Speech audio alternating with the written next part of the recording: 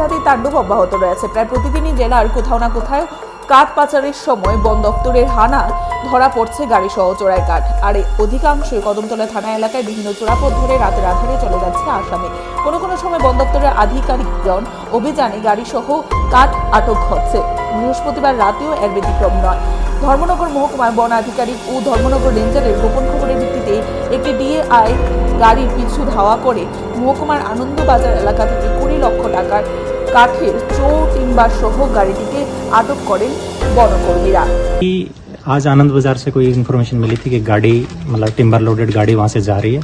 उसके बाद हम स्टाफ को लेके वहाँ गए और हमने एक जो योद्धा व्हीकल है वो पकड़ा है।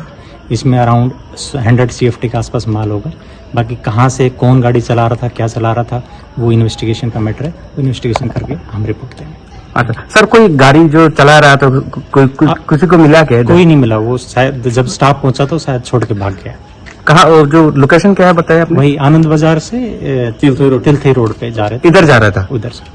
অপরদিকে বনকর্মীদের কাঠ বিরোধী অভিযানের সময় প্রায় 20 জনের একটি দল বাইক নিয়ে বনকর্মীদের পিছু ধাওয়া করে।